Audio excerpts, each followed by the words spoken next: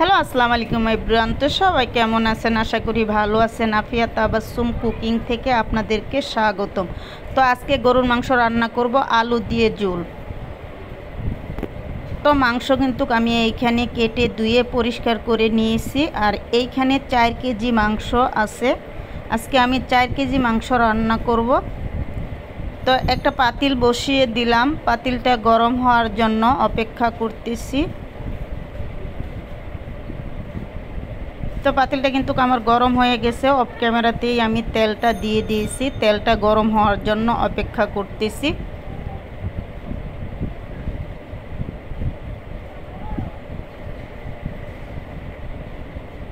তো তেলটা গরম হয়ে গেছে। এই পর্যায়ে এসে আমি দিয়ে দিলাম কিছু গোটা মশলা, গরম মশলা। এখানে এলাচ, গোলমরিচ, লবঙ্গ, দারচিনি, তেজপাতা। তো একটু নেড়ে চেড়ে দিচ্ছি ফ্লেভার আসা পর্যন্ত। আমি এটাকে একটু ভেজে নিব। তো দিয়ে দিলাম পেঁয়াজ কুচি। তো নেড়ে চেড়ে দিচ্ছি। পেঁয়াজটা আমি একটু লালচে করে ভেজে নিব। তো আমার পেঁয়াজটা কিন্তু নরম হয়ে গেছে। এই পর্যায়ে দিয়ে দিলাম পরিমাণ মতো আদা রসুন পেস্ট। তো আদা রসুনটাও কিন্তু আমি ভালো করে একটু কষিয়ে নিব। আদা রসুনের যে কাঁচা স্মেলটা আছে ওটা যাতে চলে যায়। তো দিয়ে দিলাম স্বাদ অনুযায়ী লবণ। আবারও নেড়ে চেড়ে দিচ্ছি ভালো করে। তো আমার কিন্তু আদা রসুনটা কষানো হয়ে গেছে। তো মাংসগুলো দিয়ে দিলাম।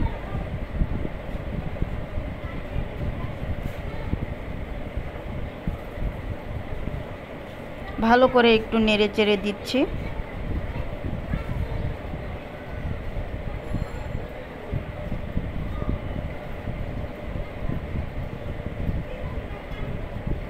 তো ঢাকনা দিয়ে ঢেকে দিলাম।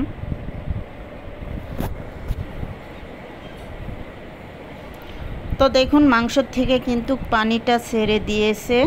তো আবারও নেড়ে চেড়ে দিচ্ছি।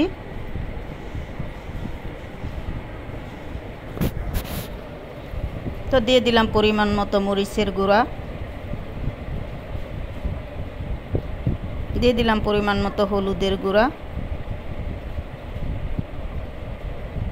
দিয়ে দিলাম পরিমাণ মতো জিরার গুঁড়া,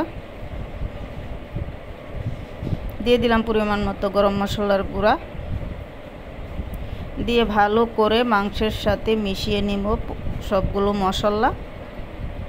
আসলে এক হাতে মোবাইল আরেক হাতে নাড়াচাড়া করতে খুবই কষ্ট হয়, তারপরও আপনাদের জন্য ভিডিও বানাই। আপনারা যদি লাইক, কমেন্ট, শেয়ার, ফলো না দেন তাহলে কিন্তু মনটা খুবই খারাপ হয়ে যায়। তো আমার ভিডিও যদি আপনাদের ভালো লাগে তাহলে অবশ্যই আমার চ্যানেলটি সাবস্ক্রাইব করে দিবেন আর কমেন্ট করে জানাবেন কেমন হয়েছে। আপনাদের কমেন্ট পেলে কিন্তু ভিডিও বানানোর উৎসাহ জাগে।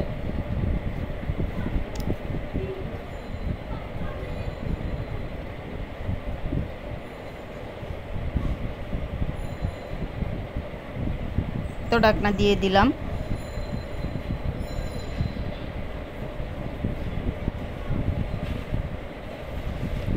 তো আজকে কিন্তু আমি গরুর মাংস কষা রান্না করব না, আজকে আলু দিয়ে ঝোল রান্না করব।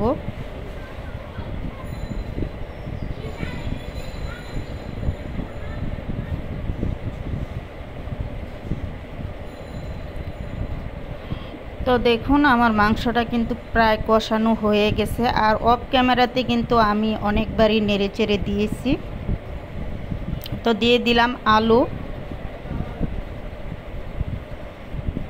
ভালো করে নেড়ে চেড়ে দিচ্ছি যাতে নিচে লেগে না যায়। আর নিচে লেগে গেলে কিন্তু খেতে ভালো লাগবে না, স্বাদটাও ভালো আসবে না।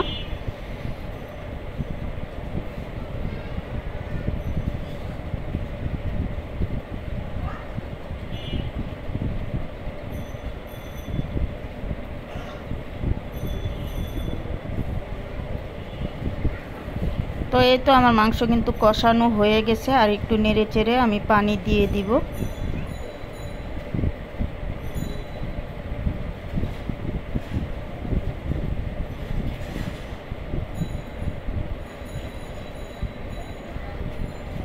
তো গরম পানি দিয়ে দিলাম।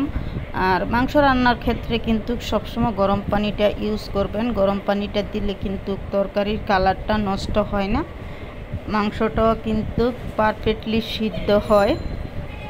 তো আমি সবসময় কিন্তু সব তরকারিতেই গরম পানি ইউজ করি।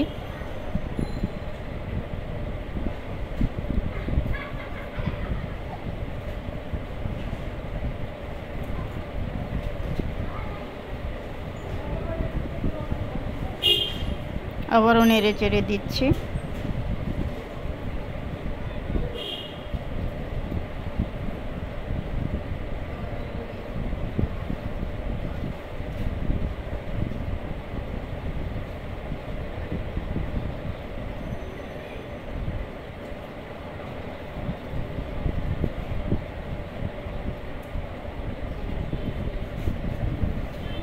দিয়ে দিলাম কিছু কাঁচামরিচ।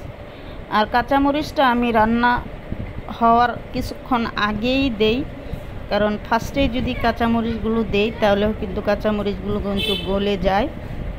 আর তরকারি হওয়ার কিছুক্ষণ আগে দিলে কি হয় যে কাঁচামরিচের যে গ্রানটা আছে ওই গ্রানটা আমার কাছে খুবই ভালো লাগে।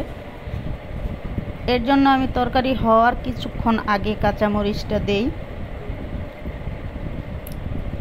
তো এই তো আমার কিন্তু গরুর মাংসটা হয়ে গেছে।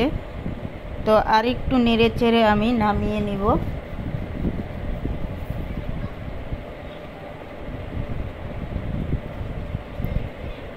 তো মাশাআল্লাহ আমার কিন্তু গরুর মাংস আলু দিয়ে ঝোল রান্না হয়ে গেছে।